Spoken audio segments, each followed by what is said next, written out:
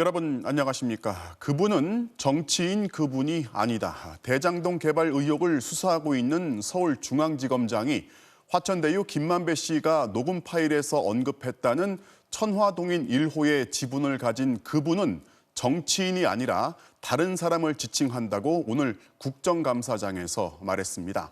혹시 그분이 이재명 지사 아닌가 하는 세간의 의혹을 부인한 것으로 해석됩니다. 먼저 이면주 기자입니다. 오늘 국회 국정감사에 출석한 이정수 서울중앙지검장.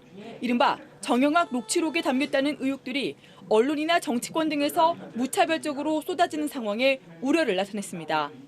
좀 사뭇 다른 측면이 있어서 혹시 저희가 파악하지 못한 또 다른 녹취록이나 아니면 또 다른 새로운 자료를 언론사에서 가지고 있는지 이런 저희가 알 수 없는 부분입니다. 특히 천화동인 1호의 실소유주를 놓고 김만배 씨가 절반은 그분 것이라고 했다고 알려져 불붙은 논란에도 수습에 나섰습니다. 녹취록에도 그분이란 표현이 또 한 군데 있긴 있습니다. 근데 지금 정치인 그분을 얘기하는 부분은 아닙니다. 문제의 그분이 이재명 경기지사라는 야권 등 일각의 주장에 선을 그은 걸로 보입니다.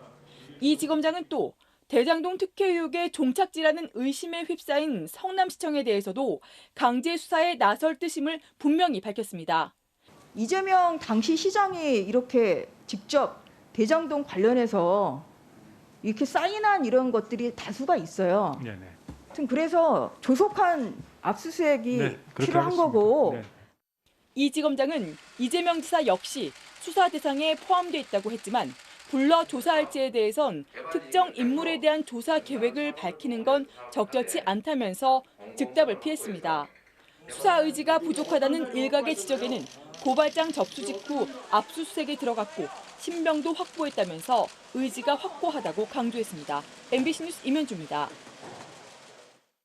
그분은 없다. 대장동 개발 의혹의 핵심 인물인 김만배 씨는 오늘 구속영장 실질심사를 받으러 나온 자리에서 천화동인 1호는 내 거라면서 아예 그분의 존재 자체를 부정했습니다.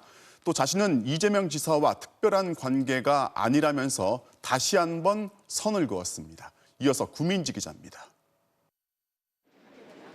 해외 체류 중 모습을 드러낸 천화동인 4호 소유주 남욱 변호사. 최근 천화동인 1호의 실소유주를 자처하는 김만배 씨가 과거에는 본인 것이 아니라고 말하는 걸 들었다며 정면으로 반박했습니다. 그러면서 김 씨가 거짓말을 많이 하고 돈 문제만 나오면 하루에도 몇 번씩 입장을 바꾸는 등 신뢰할 수 없었다고 비난했습니다. 한때 동업자였던 남 변호사가 이번 사태의 책임을 자신에게 떠넘기려는 듯 공세로 나오자 김만배 씨도 불쾌감을 숨기지 않았습니다. 본인의 입장이 있으니까 입장 속에서 나온 말로 이해하고 있습니다.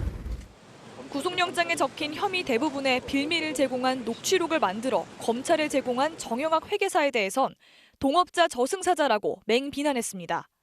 옛날부터 관여한 사업마다 정 회계사가 동업자를 감옥에 보냈다는 겁니다. 어떤 의도를 가지고 그걸 녹취했다고 보고 계시는 건가요? 저는 그렇게 생각하고 있습니다. 이재명 경기지사와는 특별한 관계가 없고 기자 시절 인터뷰 때문에 한 번 만났을 뿐이라며 명확하게 선을 그었습니다. 이재명 지사도 수사 범위 다 모든 게 포함되어 있다고 하는데 이에 대해 어떻게 생각하시는지.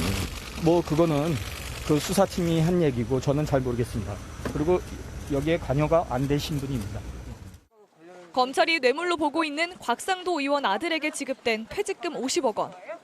김 씨는 아들 같은 조카로 일하다 병을 얻은 게 너무 안쓰러웠다면서 병명을 안다면 50억 원은 상식에 부합할 것이라며 결백을 주장하기도 했습니다. 그러면서도 병명에 대해선 혐의를 벗으려 밝히지 않겠다. 조카를 지키는 게 우선이라며 감싸는 모습을 보였습니다. MBC 뉴스 구민지입니다. 네, 김만배 씨가 구속될지 말지 오늘 밤에 결정됩니다. 먼저 법원부터 연결해 보겠습니다. 양수연 기자. 네, 서울중앙지법입니다. 오늘 영장 심사 때 검찰하고 김만배 씨 측 사이에서 공방이 치열했다고 하던데 그 내용부터 정리해 볼까요? 네, 김만배 씨에 대한 피의자 신문은 오늘 오후 1시쯤 끝났습니다. 김 씨는 법정을 나서면서 진실을 말씀드렸고 현명한 판단을 기대한다는 입장을 밝혔는데 지금은 서울구치소에서 결과를 기다리고 있습니다. 김 씨는 자신에게 제기된 1,100억여 원의 배임과 755억 원의 뇌물, 그리고 55억 원의 횡령 혐의를 강하게 부인했는데요. 구속심사 과정에서도 검찰이 제기한 혐의 사실을 적극적으로 방어한 것으로 전해졌습니다. 오늘 법정에선 핵심 물증으로 꼽히는 정영학 녹취 파일을 틀 것인지를 놓고 언쟁도 벌어졌는데요. 김 씨 측은 검찰 조사 과정에서 요청을 해도 들려주지 않았던 자료를 예고 없이 공개하는 건 부당하다며 항의한 것으로 전해집니다. 결국 재판부가 녹취 파일을 트는 대신 녹취록을 보겠다며 중재에 나섰습니다. 그런데 오늘 심사 과정에서 검찰이 주요 혐의 중에 하나를 수정을 했어요. 이게 어떤 거였죠? 네, 검찰은 앞서 구속된 유동규 전 성남도시개발공사 본부장에게 김 씨로부터 700억 원을 약속받고 그중 5억 원을 올해 초 받았다며 뇌물 혐의를 적용했죠. 검찰은 이 5억이 현금 1억 원과 수표 4억 원을 합친 것이라고 파악하고 있었습니다. 그런데 오늘 검찰이 영장심사에서 현금만 5억 원으로 번복을 한 겁니다. 이에 김 씨 측도 반발했는데요. 검찰이 김만배 씨 구속영장을 다소 섣불리 청구한 것 아니냐는 지적이 있었던 터라 이 변수가 어떻게 작용할지 관심이 쏠립니다. 자, 영장을 발부할지 말지 법원도 고민할 게 많을 것 같습니다. 네, 그렇습니다. 방대한 사실관계를 따져보고 또 증거 능력까지 판단하려면 아무래도 시간이 좀 걸릴 겁니다. 그래서 구속 여부는 이르면 오늘 밤, 늦으면 내일 새벽쯤 나올 전망입니다. 영장이 나오면 유동규 전 본부장 구속에 이어 중대 고비를 넘게 되는 검찰의 수사엔 속도가 붙을 거고요. 반대의 경우라면 검찰로서는 혐의 입증을 위한 추가 증거를 보강해야 한다는 점에서 김 씨 구속 여부는 이번 수사의 분수령이 될 전망입니다. 지금까지 서울중앙지법에서 전해드렸습니다. 작년 말 법무부가 당시 윤석열 검찰총장한테 정직 2개월의 징계를 내린 건 정당했다는 법원 판결이 나왔습니다. 이른바 판사 사찰 문건을 만들고 검언유착 의혹에 감찰과 수사를 방해했다는 징계 이유를 법원이 인정한 건데요. 심지어 이 정도 중대한 비위라면 정직 2개월은 가장 약한 징계보다 가볍다고 판단했습니다. 먼저 이재욱 기자가 보도합니다. 지난해 12월 윤석열 당시 검찰총장은 법무부로부터 정직 2개월의 징계를 받았습니다. 현직 총장에 대한 징계는 처음이었습니다. 윤 전 총장은 이 처분을 취소해달라고 소송을 냈지만 법원은 기각했습니다. 징계가 정당했다는 겁니다. 법무부가 제시한 징계 사유는 크게 3가지. 윤 전 총장이 자신의 눈과귀로 불리는 대검 수사정보정책관실에 이른바 판사 사찰 문건을 만들어 돌리게 하고 채널A 기자의 강요 미수 사건 감찰과 수사도 방해했다는 겁니다. 또 국회 국정감사장에서 한 발언으로 검찰의 정치적 중립성을 훼손했다는 점도 포함됐습니다. 법원은 이 가운데 판사 사찰 문건 작성과 채널A 사건 감찰과 수사 방해 2가지를 징계 사유로 인정했습니다. 우선 재판부 분석 문건에는 개인정보보호법을 위반해 수집된 개인정보들이 다수 포함돼 있다고 재판부는 지적했습니다. 또 적법하게 시작된 채널A 사건 감찰을 윤 전 총장이 이유 없이 중단시키고 최측근인 한동훈 검사장이 연루된 사건 수사에 부당하게 개입했다고 질타했습니다. 다만 재판부는 사회와 국민에게 어떻게 봉사할지 퇴임 뒤 생각해보겠다고 한 국정감사장 발언은 정치활동 계획을 명확히 밝혔다고 볼 수 없다며 인정하지 않았습니다. 당초 윤 전 총장 측은 이미 총장직에서 물러난 만큼 징계에 실익이 없다고 맞섰지만 재판부는 처분 결과에 따라 변호사 등록을 거부당할 수도 있다고 강조했습니다. 윤 전 총장 측은 즉각 항소 의사를 밝혔습니다. 저희가 상세히 주장과 입장을 정리해서 다시 다퉈 나갈 것입니다. 재판부는 또 검사 징계위 제적위원 7명 중 과반이 안 되는 3명만 의결에 무효라는 윤 전 총장 측 주장에도 기피 신청으로 의결을 못했더라도 출석위원 수는 의사종족수를 충족했다며 일축했습니다. MBC 뉴스 이재욱입니다. 재판부는 이 정도 중대한 비위라면 총장 자리에서 내려오게 하는 면직 이상의 징계가 가능했다고 적시했습니다. 윤 전 총장은 정치적 탄압에 못 이겨 스스로 내려온다면서 검찰을 떠났지만 법원은 그가 저지른 비위가 이미 충분히 심각했다고 판단한 겁니다. 이번 판결의 의미를 윤수환 기자가 분석합니다. 지난해 법무장관의 이딴 수사 지휘에서 초유의 징계 처분까지 이어지는 국면마다 윤석열 당시 검찰총장은 공정과 헌법 정신을 강조했습니다. 검찰을 떠나는 순간에도 마찬가지였습니다. 저는 우리 사회가 오랜 세월 쌓아올린 상식과 정의가 무너지는 것을 더 이상 지켜보고 있기 어렵습니다. 하지만 법원은 윤 전 총장이 오히려 법을 어겼다고 명쾌하게 지적했습니다. 지난해 3월 MBC의 보도로 드러난 채널A 기자와 한동훈 검사장의 유착 의혹. 당시 윤 전 총장은 측근 감싸기 비판에도 진상조사가 우선이라며 감찰부의 감찰을 중단시켰습니다. 수사가 시작된 뒤엔 대검 간부들에게 지휘를 맡기고 뒤로 빠지겠다고 했지만 돌연 전문가의 의견을 듣겠다며 전문수사자문단 소집을 강행했습니다. 이 두 행위 모두 국가공무원법과 검찰 공무원 행동 강령을 위반했다는 게 법원의 판단입니다. 지난해 말 징계 국면 당시 이른바 판사 사찰 의혹 문건이 드러나자 윤 전 총장은 공판 준비에 참고하기 위해 정당하게 만든 문건이라고 주장했습니다. 검찰도 2달간의 수사 끝에 범죄가 아니라며 윤 전 총장의 손을 들어줬지만 법원은 위법 소지가 있다고 봤습니다. 윤 전 총장의 지시로 수사정보정책관실이 작성한 해당 문건엔 개인정보보호법을 위반한 민감한 정보들이 다수 포함돼 있다는 겁니다. 재판부는 두 징계 사유로도 면직 이상의 징계가 가능하다며 정직 2개월은 규정상 제일 낮은 징계 수준보다도 가볍다고 질타했습니다. 윤 전 총장은 이미 징계 사유로 인정된 두 의혹으로 공수처에 고발돼 있습니다. 또 공수처가 수사 중인 검찰의 고발 사주 의혹 역시 판사 사찰 문건을 작성한 수사정보정책관실을 겨냥하고 있어 파장이 만만치 않을 전망입니다. MBC 뉴스 윤수환입니다. 당시 징계를 주도했던 추미애 전 법무장관은 다시는 정치검찰이 검찰 권력을 사유화해선 안 된다면서 윤 전 총장은 후보직을 사퇴하라고 주장했습니다. 반면 윤 전 총장 측은 황당한 판결이라면서 즉각 항소하겠다고 밝혔습니다. 김민찬 기자입니다. 윤석열 전 검찰총장의 판사 사찰과 채널A 사건 수사 방해 등을 모두 인정한 1심 법원이 정직 2개월 징계는 정당하다는 판결을 내리자 추미애 전 법무장관은 즉각 환영 입장을 밝혔습니다.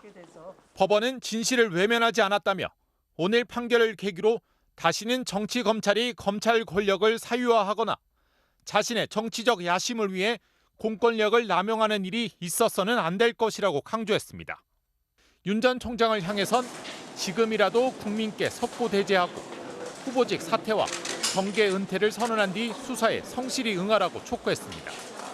민주당도 사필 규정이라며 윤 전 총장의 고발 사주 의혹 수사도 신속히 진행해 국기문란과 검찰 사유화의 전모가 조속히 드러나길 바란다고 밝혔습니다. 국정감사장에서도 민주당 의원들의 질타가 이어졌습니다. 이거는 윤석열 검찰 쿠데타 세력과 시대의 몰락이고 그 몰락의 서막이다. 저는 한마디로 그렇게 평가를 하고 싶습니다. 징계를 주도했던 심재철 전 검찰국장은 검찰 정상화 노력이 인정받았다며 소회를 밝혔습니다. 검찰을 제자리로 돌리기 위한 저의 진심이 그래도 법원에서 인정해주지 않았나 싶어서 정말 고맙고 감사하게 생각합니다. 반면 윤석열 캠프는 황당한 판결이라고 반발했습니다. 재판부가 두 차례의 가처분 재판 결과를 뒤집은 것은 이재명 대장동 게이트에 대한 물타기에 사법부가 동원된 게 아니냐는 의심을 피하기 어렵다고 비난했습니다. 또 재판부 판단은 정치 권력의 검찰 장악에 날개를 달아준 격이라며 항소심에서 사법부 내 일말의 양심을 기대한다고 밝혔습니다. MBC 뉴스 김민찬입니다. 이제 다음 달부터 시작되는 단계적인 일상 회복. 정부가 백신 접종 완료율을 이렇게 3단계로 구분해서 시행하는 방안을 추진하고 있습니다.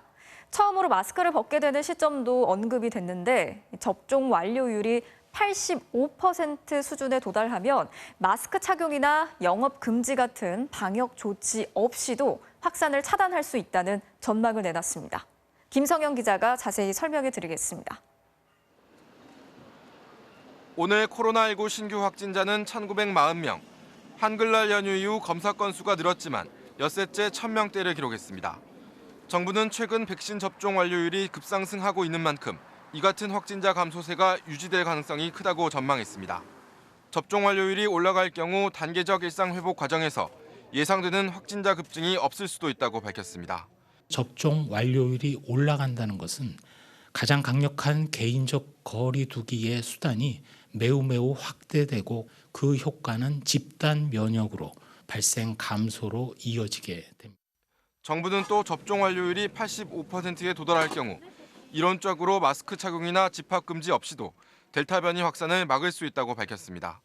접종 완료율이 30%대 수준이면 집단 면역 효과는 거의 나타나지 않지만 55% 수준이면 집단 면역도는 50%에 이르게 되고 70%에 이르면 확진자 1명이 3명에 전파하는 감염 재생산 지수 3의 상황도 극복할 수 있다는 설명입니다. 기초 재생산 지수 5.0 정도를 이겨내려면 접종 완료율이 약 85%. 그렇게 되면 델타 변이조차도 이겨낼 수 있다는. 다만 특정하게 백신을 거부하는 집단에선 확진자 수가 급증하거나 사망자 수가 늘어날 가능성도 있다고 덧붙였습니다. 정부는 다음 달 초 시행될 단계적 일상 회복도 접종 완료율에 따라 3단계로 나눠 추진하는 방안을 논의하고 있습니다.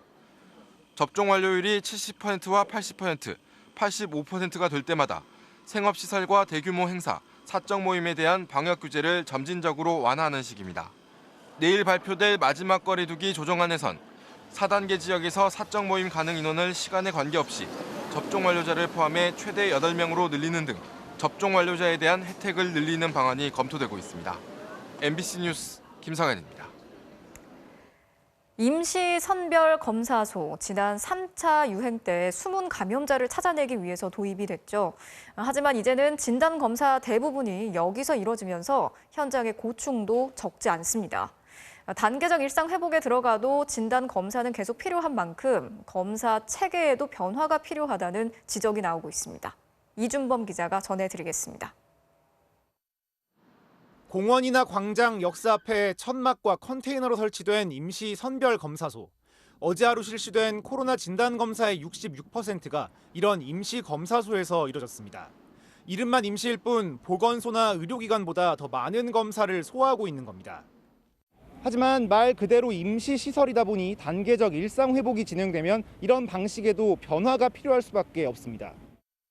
현재 임시선별검사소는 임시 인력을 채용하고 군인과 공무원을 파견하는 식으로 운영되고 있습니다.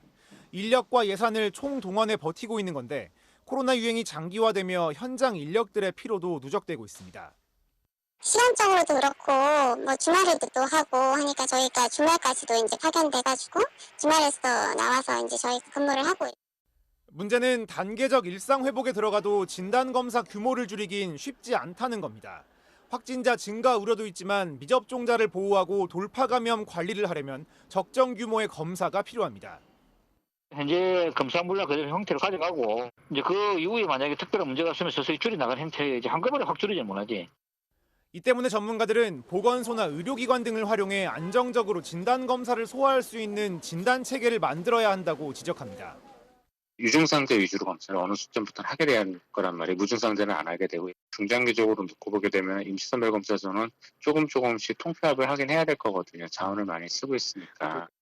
또 지금까지는 선제적인 검사가 진행됐지만 앞으로는 진단검사를 어떤 경우에 할 것인지 대상자 선정에 대한 논의도 필요해 보입니다. MBC 뉴스 이준범입니다. 코로나 사태로 가장 큰 피해를 본 사람들, 바로 자영업자와 소상공인들, 그리고 가게에서 일을 하는 노동자들이죠. 일상 회복에 들어간 영국은 술집과 식당이 다시 북적이고 있고 경제 상황도 조금씩 회복이 되고 있다는데요. 정부의 적극적인 지원이 큰 힘이 됐습니다. 박윤수 기자의 보도 보시고 영국 현지를 직접 연결해 보겠습니다. 런던 소호거리 골목에 위치한 술집. 야외 테이블을 가득 채운 손님들이 마스크를 벗은 채 대화를 나누고 주문을 받는 직원들은 바쁘게 움직입니다. 점주는 다시 손님들로 북적대는 일터가 반갑기만 합니다. Right now, we see the pub finally sparkling again. So yeah, it's nice. Everyone is back and everyone is happy. And of course, everyone was looking for a place to go out, to drink. 작년 3월부터 3번의 이동 제한, 이른바 락다운과 영업시간 제한으로 어려움을 겪었지만 이 기간 해고된 직원은 한 명도 없었습니다. 당장 일을 못하게 된 직원에게 정부가 임금의 최대 80%를 지원해줬기 때문입니다. But yeah, we did get this support. Really nice support actually from Green King and government. Yes, in this time we didn't feel like no one was look after us. 다른 업종도 크게 다르지 않습니다. 정부의 폐쇄 조치로 일을 멈춰야 했던 피부관리샵 직원도 지원금으로 계속 생계를 유지할 수 있었습니다. I was lucky I was supported by furlough from the government the entire time of COVID. 막대한 재정 투입으로 코로나 위기를 넘긴 영국은 일상 회복을 넘어 경제 회복을 기대하고 있습니다. 코로나로 가장 큰 피해를 입은 관광업계도 기대감을 숨기지 않습니다. We can see that London has bouncing back, especially on the weekends. We can see that international travel is coming back. Now that the restrictions are over. 영국 경제 성장률은 코로나 피해가 절정이던 지난해 마이너스 9.8%로 참담한 성적표를 남겼습니다. 그러나 경제협력개발기구 OECD는 올해 영국의 경제 성장률을 6.7%로 예상하고 선진국 중 가장 빠른 회복세를 보일 것으로 전망하고 있습니다. 자, 그럼 영국 런던에 나가 있는 취재 기자 연결해서 좀 더 이야기를 나눠보도록 하겠습니다. 박윤수 기자. 네, 런던의 코벤트 가든입니다. 네, 어제도 그랬고 지금 박 기자 뒤로 보이는 영국 거리 모습을 보니까 이제는 완전히 코로나 이전의 일상을 회복했다. 이렇게 봐도 될 만큼 식당과 가게들이 활발하게 영업을 하고 있는 모습이네요. 네, 이곳 코벤트 가든은 중소규모 가게와 식당들이 여럿 모여있는 시장입니다. 영국인들은 물론이고 관광객들도 많이 찾는 런던의 명소 중 하나인데요. 상점들이 하나둘씩 문을 열기 시작해서 거의 모든 가게들이 손님을 맞이하고 있습니다. 이렇게 정상적인 영업을 할 수 있게 된 건 영국 정부의 엄청난 재정 투입 덕분입니다. 앞서 보신 것처럼 영국인들은 일제히 펄로우라는 정부 지원책이 주요했다면서 첫 손가락에 꼽았는데요. 펄로우는 정부의 이동 제한 조치로 일을 못하게 된 노동자와 직원들 월급을 줄 수 없게 된 사업자에게 직원 급여 중 최대 80%를 지원하는 제도입니다. 작년 3월 첫 시행부터 지난달 종료될 때까지 총 660억 파운드, 우리 돈 107조 원이 투입됐습니다. 통계를 보면 영국 성인 5명 중 1명이 넘는 1,160만 명이 펄로우 지원을 받은 것으로 나타났습니다. 이외에도 영국 정부는 영세 자영업자들에게 임대료 일부를 지원하고 대출금의 최대 80%를 정부가 직접 보증하는 은행 대출도 함께 시행했는데요. 영국인들은 직접적이면서도 강력한 지원책 덕분에 지금 영국 사회가 일상 회복 단계에 진입할 수 있었다고 보고 있습니다. 그러니까 일상 회복을 위해서는 백신 접종과 같은 방역 의료 정책도 중요하지만 코로나 사태로 피해를 본 국민들이 코로나 이전의 삶을 누릴 수 있게 보장하는 것 또한 중요하다는 점을 알 수 있습니다. 영세 자영업자와 노동자들이 정부 방역 정책 때문에 쓰러져서는 안 된다는 사회적 합의 덕분에 가능한 일입니다. 런던에서 MBC 뉴스 박윤수입니다. 민주당 대선 후보인 이재명 지사가 경선 이후 처음 문재인 대통령과 만나 축하 인사를 나누었다고 합니다. 이낙연 후보는 오늘 캠프 해단식을 열었는데 하나의 강물을 강조하면서도 마음속 서운함을 감추지 않았습니다. 보도에 김지경 기자입니다. 지역 간 균형 발전 협력 방안을 논의하는 정부 회의. 이재명 지사가 경기도 지사 자격으로 회의장에 들어서자 참석자들이 다가와서 축하 인사를 건넵니다. 잠시 뒤 문재인 대통령도 입장했지만 곧바로 회의를 주재했고 행사가 끝난 뒤 기념 촬영을 위해 이동하던 중 이 지사에게 축하 인사와 덕담을 건넸습니다. 문 대통령과 여당 대선 후보인 이 지사의 공식 면담은 다음 주 월요일과 수요일로 예정된 경기도 국정감사 이후가 될 전망입니다.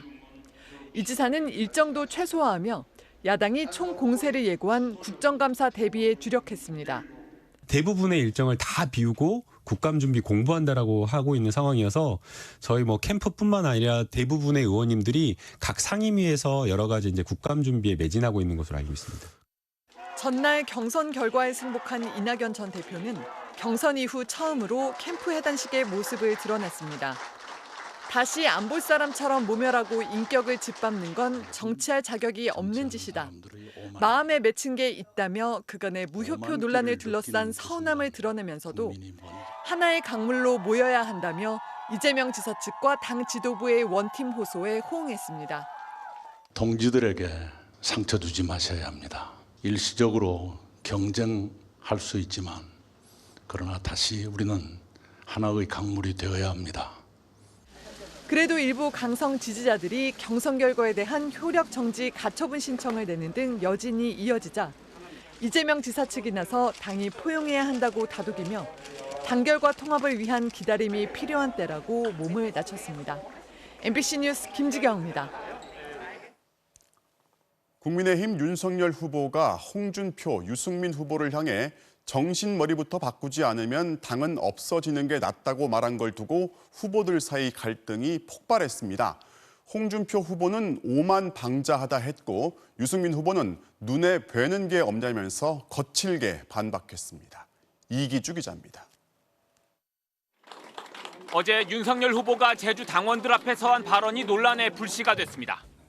경쟁자인 홍준표, 유승민 후보가 대장동 사건을 비판하다 이른바 고발사주 의혹에 거론되는 자신과 손준성 검사의 관계를 빗댄 거에 반발하며 한 언급이었습니다. 이재명이와 유동규의 관계가 뭐 저와 무슨 정보 정책관의 관계다 뭐 이런 식으로 이게 도대체 야당의 대선 후보가 할 소리입니까? 이런 정신머리부터 바꾸지 않으면 우리 당은 없어지는 게 낫습니다. 두 후보를 향해 무슨 면목으로 또 대통령을 하겠다고 나왔냐고 비판하더니 급기야 당도 한심하다. 정신 똑바로 차려야 한다며 당 해체론까지 들고 나온 겁니다.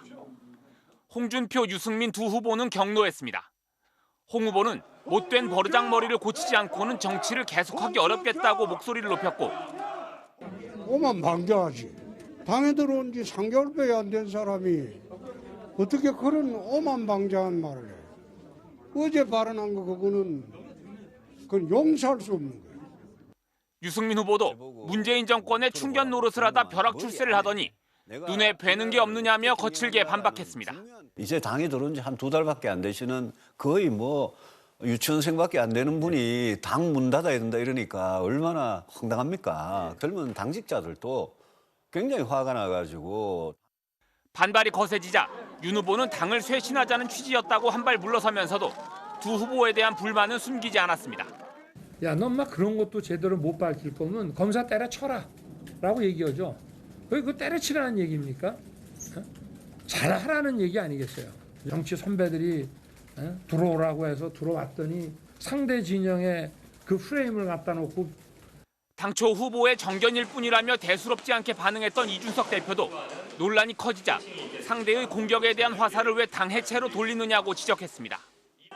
또 홍준표, 유승민 두 후보는 내일부터 시작되는 1대1 토론부터 혹독한 검증을 예고해 공방은 더 치열해질 것으로 전망됩니다. MBC 뉴스 이기주입니다.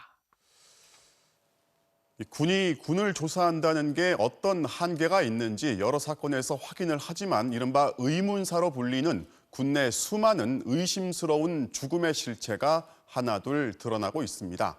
숨진 이의 탓으로 처리된 어떤 죽음을 알고 봤더니 말로 표현하기 힘든 처참한 가혹행위의 결과였습니다.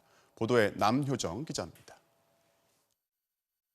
1984년 최승균 소위는 유격훈련 도중 숨졌습니다. 당시 군은 유족들에게 사망 원인에 대한 정확한 설명 없이 과로사다, 갑자기 숨졌다고만 말했습니다. 저희 동생 마지막 모습도 못 봤거든요. 뭐 방에 다 가둬놓고 아무도 만날 수가 없었어요. 이제 순직으로 처리된 다음에 동기분들이 와서 이거 너무 억울하지 않냐, 이거 구타가 너무 심했다. 억울하고 답답했지만 유족들이 할 수 있는 건 없었습니다.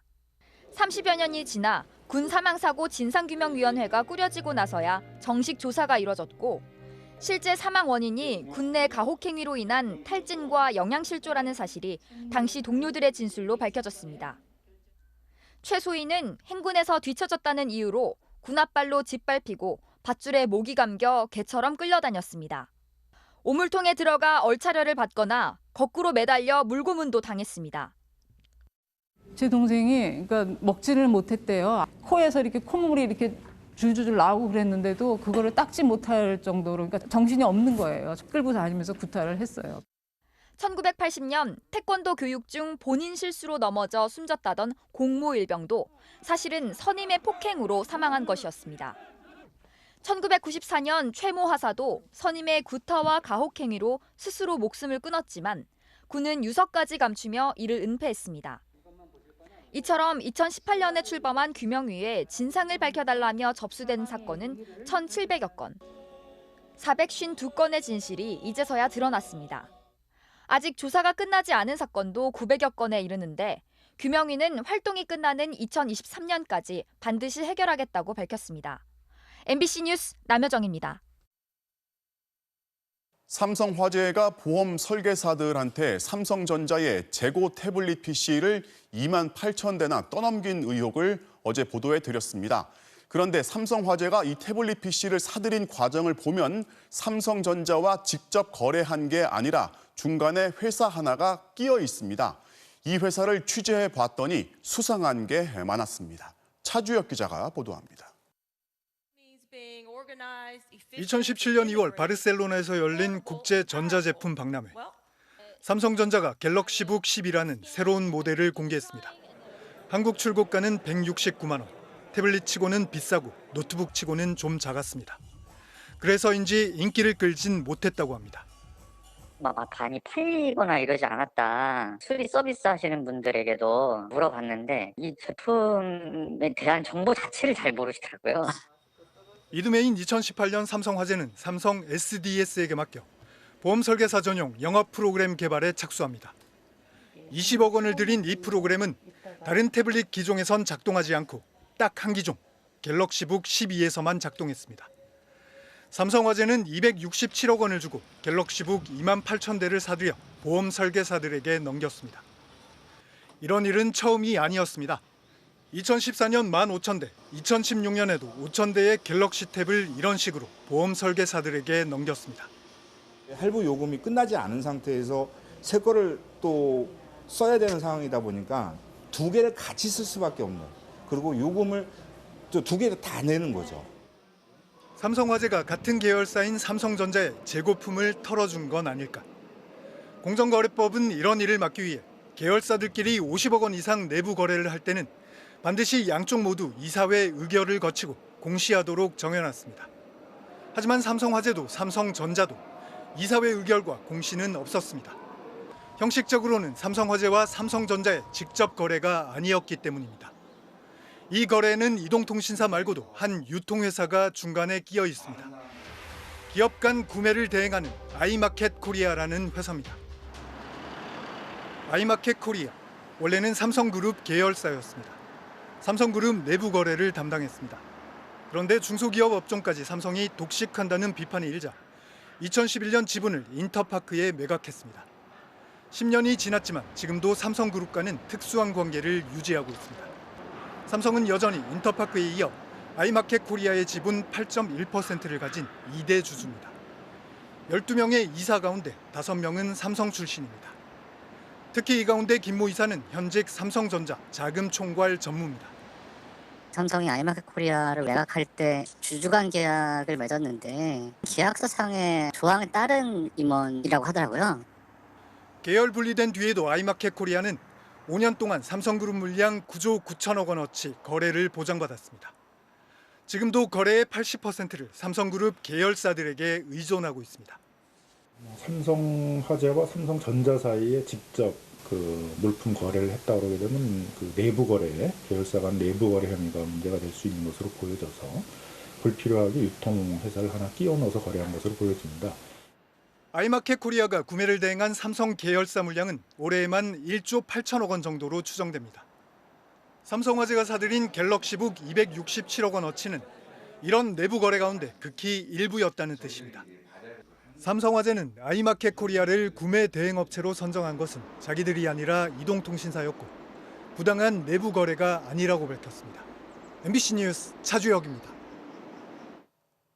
간첩 조작 사건의 피해자인 유성 씨를 상대로 검찰이 이전 결정을 뒤집고 재판에 넘긴 건 공소권 남용, 즉 검찰이 권한을 부당하게 사용했다는 대법원의 판단이 나왔습니다. 대법원이 공소권 남용을 인정한 첫 번째 판결입니다. 공윤선 기자입니다. 지난 2013년 간첩 혐의로 구속됐던 제복화교 출신 서울시 공무원 유우성 씨. 하지만 불과 1년여 만에 국정원이 간첩 증거를 조작했다는 사실이 밝혀지면서 1, 2심 모두 무죄 판결을 받았습니다. 증거 조작에 연루된 수사 검사들에게도 정직 1개월 등의 징계가 내려졌습니다. 그런데 징계 8일 뒤 검찰은 돌연 유우성 씨가 북한에 불법 송금을 했다며 또다시 재판에 넘겼습니다. 이미 2010년 초범이라는 등의 이유로 검찰 스스로 기소를 유예한 사건이었습니다. 재판 시작 7년 6개월여 만인 오늘 대법원은 이 기소가 위법했다며 검찰의 공소권 남용을 인정했습니다. 형사사건에 관한 심판을 법원에 청구할 수 있는 검찰 고유의 막강한 권한인 공소권을 부적절하게 사용했던 겁니다. 대법원은 기소 자체에 의도가 있어 보인다며 검찰이 공소권을 자의적으로 행사한 것으로 위법하다고 평가함이 상당하다고 판결한 원심을 확정했습니다. 그러면서 수사기관의 공소권 남용을 인정한 첫 확정 판결이라고 의미를 부여했습니다. 다만 유 씨가 탈북자인 것처럼 가장해 서울시 공무원에 채용된 혐의는 유죄로 봐 원심대로 벌금 700만 원을 선고했습니다. 그간 검찰의 보복 기소를 당했다고 주장해온 유 씨는 법원의 용기 있는 판결을 환영한다고 말했습니다. 뭐 깡패도 아니고 대한민국 법을 다스리는 사람들이 누구보다 법을 잘 지켜야 되는데 마음만 먹으면 한 사람을 법정에 세우고 감옥 보내는 거는 정말 그 사람들이 수완이 달래했고 유 씨는 자신을 불법 송금 혐의로 뒤늦게 재판에 넘긴 검사와 그를 주의한 당시 검찰 간부들을 직권남용 등 혐의로 공수처에 고발하겠다고 밝혔습니다. MBC 뉴스 공윤선입니다. 네, 오늘 광주의 기온이 27도까지 오르는 등 전국적으로 포근한 날씨가 이어졌죠. 그런데 이번 주말부터 순식간에 초겨울 날씨가 찾아온다고 하는데요. 특히 일요일 아침 서울의 최저 기온이 1도까지 떨어지면서 역대 가장 빠른 한파특보가 내려질 예정입니다. 장유진 기자가 전해드리겠습니다. 가을볕이 내리쬐는 오후. 맑고 따뜻한 날씨에 산책길이 가볍습니다. 가을 바람 좀 쐬려고 가을 풍경이 너무 좋을 것 같아서. 10월이 두 주나 지났지만 그동안 계절은 여름에 가까웠습니다. 지난주 강릉은 10월 관측 사상 가장 높은 32.3도까지 치솟았고 대전과 포항 등 많은 지역이 처음으로 30도를 넘어섰습니다. 우리나라 남쪽에 아열대성 고기압이 오래 버티면서 이상 폭염을 만들었습니다. 하지만 이번 주말 시베리아의 찬 공기가 남하하면서 순식간에 초겨울 날씨가 찾아옵니다. 영하 40도보다도 낮을 정도로 마치 한겨울과 같은 상층의 찬 공기가 내려온다. 서울의 최저 기온은 토요일까지 예년 기온을 웃돌다가 일요일에는 영상 1도로 뚝 떨어지겠고 대관령 영하 4도, 경기 고양시와 의정부시도 영하로 내려가겠습니다. 따라서 일요일에는 전국 대부분 지역에 한파특보가 내려지겠습니다. 10월 중순에 서울에 한파주의보가 내려진 건 이번이 처음입니다. 때이른 추위는 다음 주 월요일까지 계속되다가 잠시 주춤하겠고 수요일쯤 다시 2차 한파가 찾아와 한동안 쌀쌀하겠습니다. MBC 뉴스 장유진입니다. 대만 제2의 도시인 가오슝에서 13층짜리 주상복합 건물에 불이 나서 현재까지 40여 명이 숨졌습니다. 수색과 구조 작업이 계속되고 있어서 사망자가 더 늘어날 것으로 예상되고 있는데요. 소방당국은 방화 가능성을 염두에 두고 조사를 벌이고 있습니다. 임소정 기자가 전해드리겠습니다. 시뻘건 불길이 치솟습니다. 소방관들이 연신 물을 뿌려보지만 불길은 점점 더 거세집니다. 오늘 새벽 3시쯤 타이완 제2의 도시 가오슝의 13층짜리 주상복합 건물에서 불이 났습니다.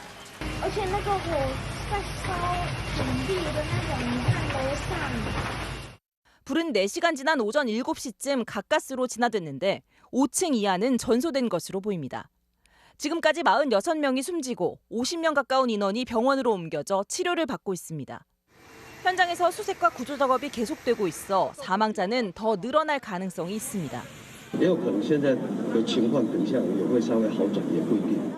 불이 난 건물은 약 40년 된 주상복합 건물로 5층 이하엔 상점이, 그 위로는 120가구의 주거용 아파트가 있는 구조입니다. 소방당국은 외부인 출입을 막기 위해 통로에 쌓아둔 물건들이 비상계단을 막아 인명피해가 늘어난 것으로 보고 있습니다. 아직 정확한 화재 원인은 밝혀지지 않았지만 1층에서부터 불길이 치솟은 점으로 볼 때 당국은 방화 가능성에 무게를 두고 있습니다.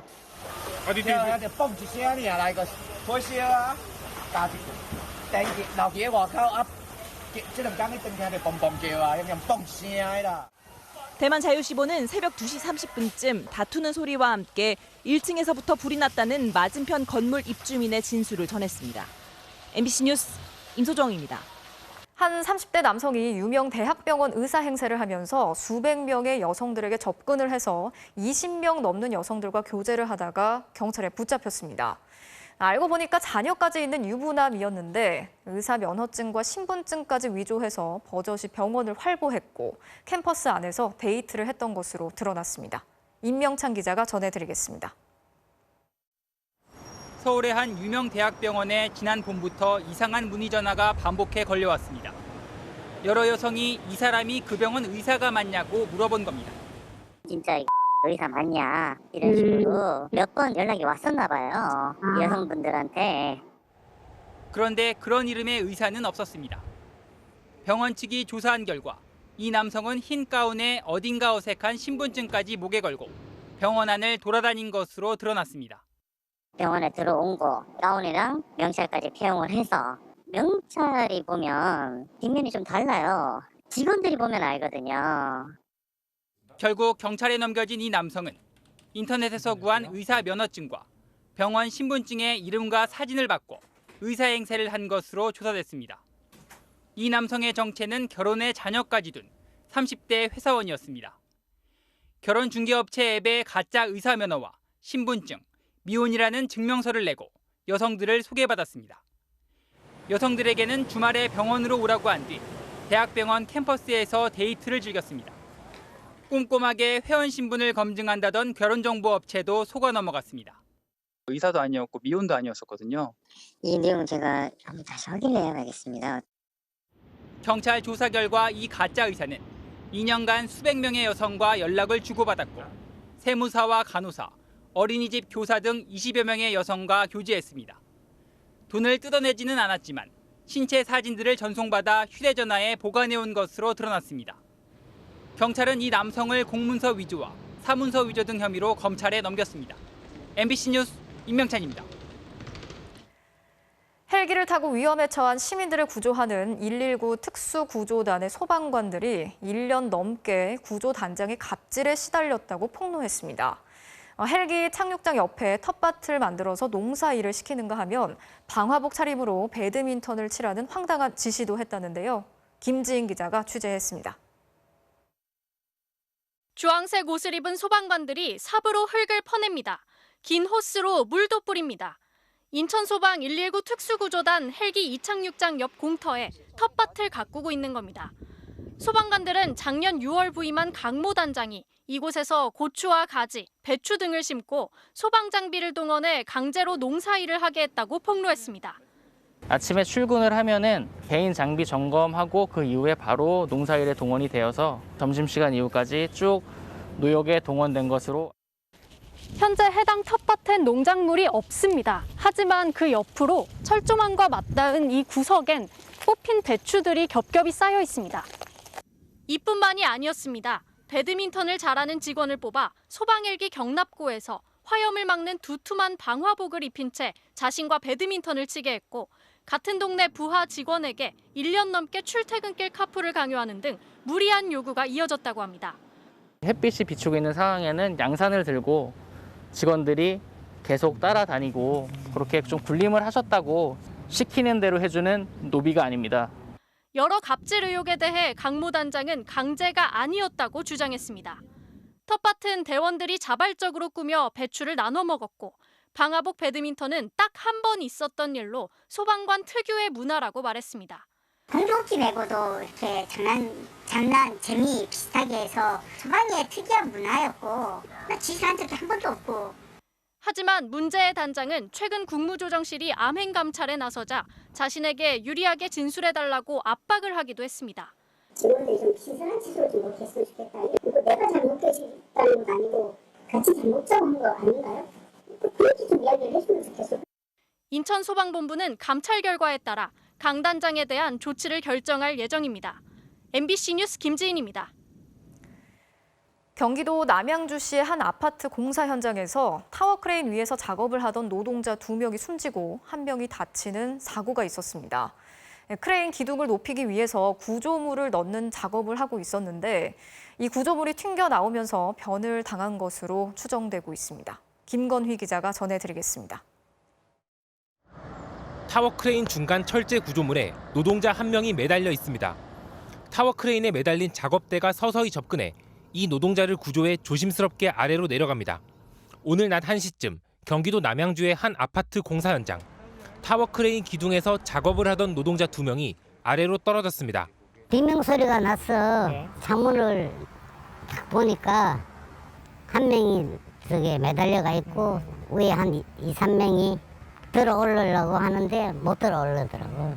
11층 높이 60m 아래 바닥으로 떨어진 노동자 1명은 그 자리에서 숨졌고 줄에 걸렸다 구조된 1명도 이미 숨진 상태였습니다.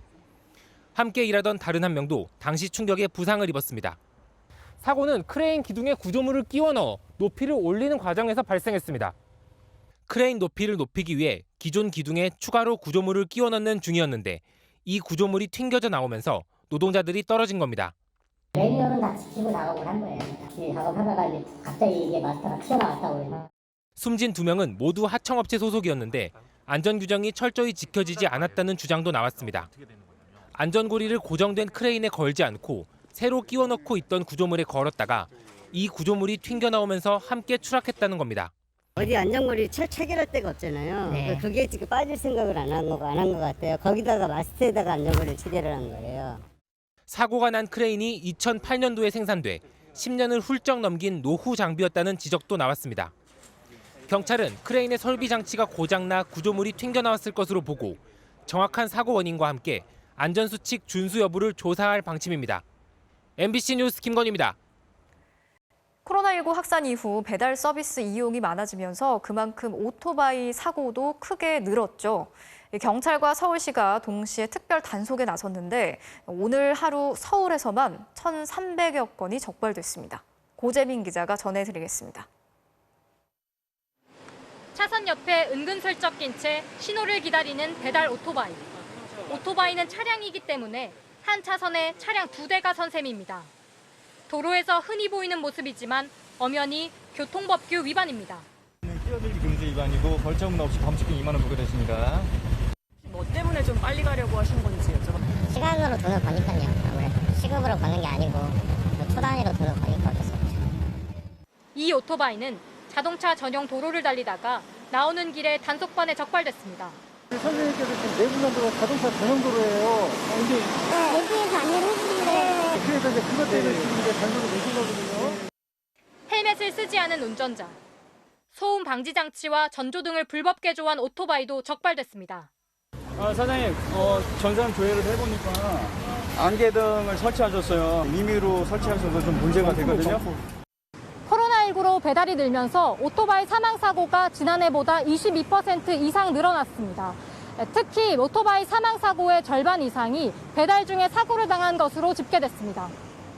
배달 노동자들의 연령이 낮다 보니 최근 3년간 전체 사고의 41%는 10대와 20대가 당한 것으로 조사됐습니다. 경찰과 서울시 집중 단속에서 오늘 하루만 신호 위반, 중앙선 침범, 불법 개조 등 1,300여 건이 적발됐습니다. 경찰은 배달업소를 직접 방문해 업주와 배달 노동자를 대상으로 교통안전 교육도 함께 진행할 예정입니다. MBC 뉴스 고재민입니다. 노르웨이에서 한 남성이 시민들을 향해 화살을 난사해서 5명이 숨지고 2명이 다쳤습니다. 목격자들은 이 남성이 마치 사냥을 하듯이 화살을 쐈다고 전했는데요. 경찰은 용의자를 체포해서 범행 동기를 조사하고 있습니다. 박소희 기자가 전해드리겠습니다. 한 남성이 두 손을 위로 올린 채 경찰을 향해 다가옵니다. 노르웨이의 소도시 콩스베르그에 거주하는 37살의 덴마크 남성. 현지 시간 12일 오후 6시쯤 이 남성은 콩스베르그 번화가를 돌아다니며 화살을 마구 쐈습니다. 목격자들은 그가 마치 사냥을 하듯 사람들을 향해 활을 쐈다고 전했습니다. 난사된 화살에 지금까지 5명이 숨지고 2명이 크게 다쳤습니다. 부러진 채 땅에 떨어져 있거나 건물 벽에 꽂혀 있는 화살이 당시의 참상을 보여줍니다. 번화가의 한 건물에 사는 목격자는 오징어 게임을 보던 중 사이렌 소리가 났다며 드라마에서 나는 거라 생각했는데 창밖에서 나는 비명 소리였다고 증언했습니다. 경찰은 사건 발생 37분 만에 용의자를 붙잡았습니다. 이 남성은 수일 전 자신의 SNS에 사람을 죽일 것이라고 예고하고 화살을 쏘는 연습도 한 것으로 알려졌습니다. 경찰은 남성의 단독 범행으로 보이지만 테러 가능성도 배제할 수 없다고 밝혔습니다. For tidlig å si noe om hva slags motivasjon og intensjon vedkommende hadde. 지난 2011년 77명의 목숨을 앗아간 노르웨이 테러 참사 10주년이어서 충격은 더 컸습니다. Meldingene som kommer fra Kongsberg i kveld er grufulle. 노르웨이 경찰 당국은 경비태세 강화를 위해 모든 경찰에 총기 무장을 긴급 지시했습니다. MBC 뉴스 박수희입니다. 코로나 사태 초기에 생필품 대란으로 곤욕을 치렀던 미국에서 요즘 그런 상황이 다시 벌어지고 있다고 합니다. 예전엔 소비자들의 사재기 때문에 그랬는데 이번엔 물류 대란의 여파가 심각해졌기 때문인데요. 결국 바이든 대통령이 직접 해결에 나섰습니다. 이 소식은 워싱턴에서 박성호 특파원이 취재했습니다. 대형마트 월마트에 왔습니다. 보시다시피 이렇게 화장지 진열대가 아래 위로 텅 비어 있습니다. 주방용 타월도 많이 부족해 보입니다. 냉동식품 쪽이 특히 심한데 군데군데 비어 있습니다. 중국산이 대부분인 문구류도 마찬가지입니다. 기저귀부터 자동차까지 전국적인 현상입니다. 물량이 부족하니 당연히 가격이 뜁니다. 지난달 미국의 물가 상승률은 5.4%로 13년 만에 최고치입니다. 휘발유는 42%나 치솟았고 중고차 24%, 소고기 18%, 계란은 12% 올랐습니다. 진열대가 비게 된 배경은 두 가지입니다. 우선 중국이 델타 변이의 기승으로 공장문을 닫아서 생산량이 줄었습니다. 항구에 도착한 물건을 실어 나를 미국 내 트럭 운전사가 모자란 것도 결정적입니다. 일감이 줄어서 벌이가 신통치 않다 보니 코로나 지원금에 의존하기 때문입니다. On the U.S. side, the issue is much more with labor, so there's a shortage of longshore workers and truckers to actually get stuff off of shipping containers and into stores onto. 화물선들이 바다 위에 며칠째 떠 있는 이유입니다. 결국 백악관이 개입했습니다. 미국 내 물류의 40%를 담당하는 LA와 롱비치 항을 연말까지 24시간 체제로 운영한다고 발표했습니다.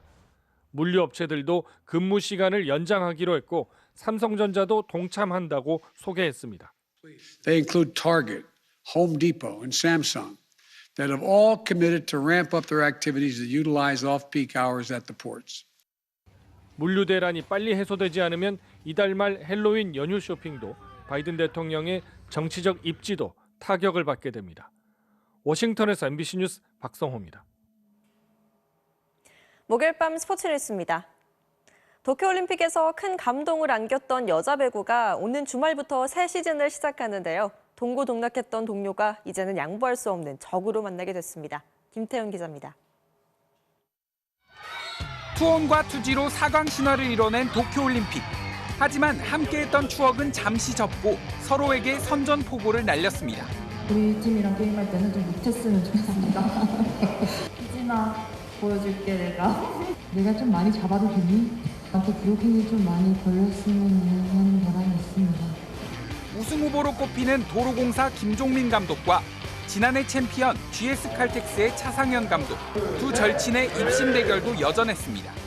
이기자 도로공사가 많이 호명이 돼서 기분이 썩 좋진 않고요. 저희가 GS 한번 몰이었고 이번 시즌은 차상현 감독한테는 꼭 이기고 싶습니다. 선수 평균 연령은 가장 어리지만 감독이 최고령인 신생팀 페퍼저축은행은 이변을 다짐했습니다.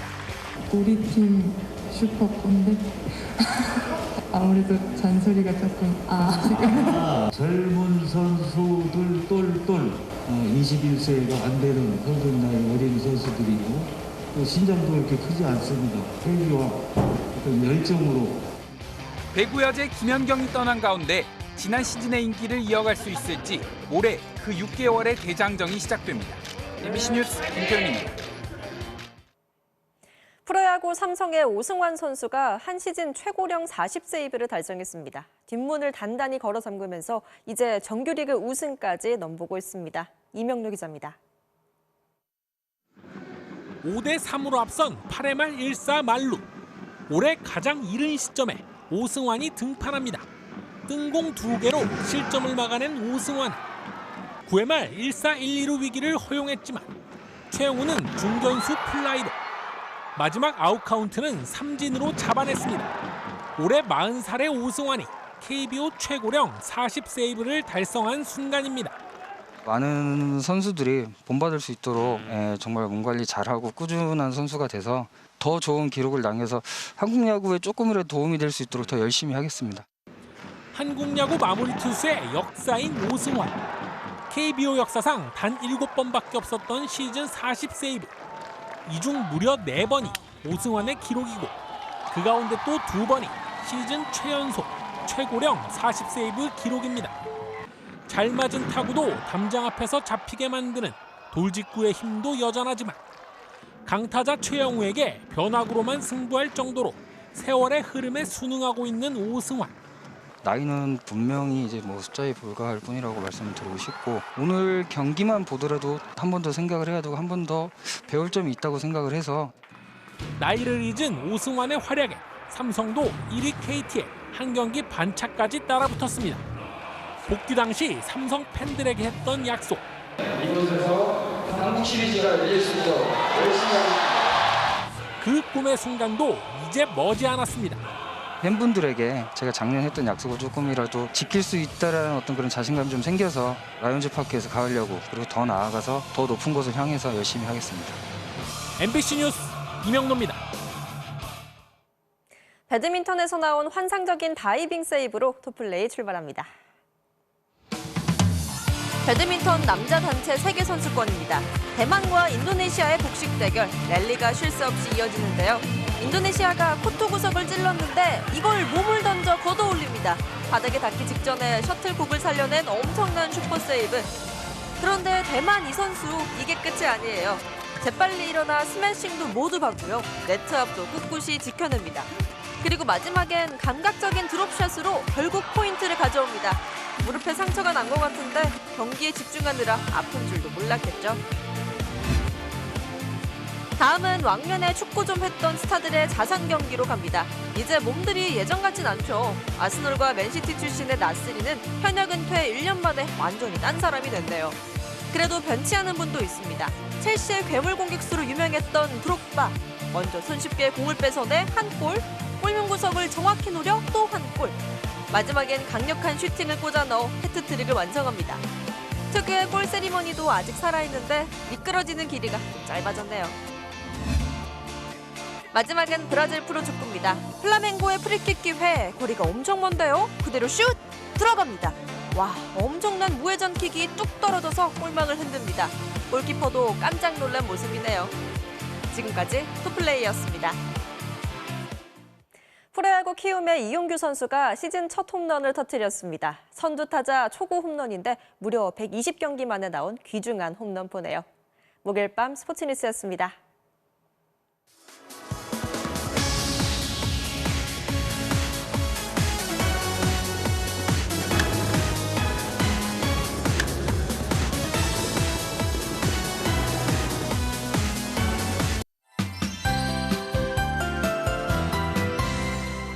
가을다운 날씨가 펼쳐진 것도 잠시 벌써 가을이 떠날 채비를 하고 있습니다.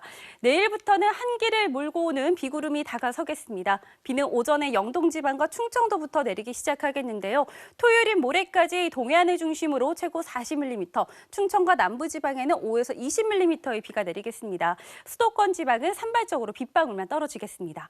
이 비가 그치자마자 추위가 서둘러 찾아오겠습니다. 특히 일요일 아침 서울의 최저 기온은 1도까지 뚝 떨어지겠는데요. 하루 만에 기온이 15도가량 큰 폭으로 떨어지면서 역대 가장 빠른 한파특보가 내려질 전망입니다. 추위 대비는 물론 가을철 농작물 냉해 피해가 나지 않도록 각별히 주의를 하셔야겠습니다. 내일 아침 출근길 남부 내륙을 중심으로는 가시거리 200m 이하의 짙은 안개가 끼겠고요. 밤에는 서해 도서지방을 시작으로 해안가에서 바람이 강해지기 시작하겠습니다. 아침 최저 기온은 서울 16도, 안동 14도로 오늘과 비슷하겠고요. 낮 최고 기온은 서울 23도, 광주 22도로 남부지방이 오늘보다 2도에서 5도가량 떨어지겠습니다. 이번 추위는 일요일과 월요일 사이에 절정에 달하겠고 이후로도 아침 기온이 10도를 밑도는 쌀쌀한 날씨가 이어지겠습니다. 날씨였습니다. 뉴스 마치겠습니다. 오늘도 함께해 주신 여러분 고맙습니다.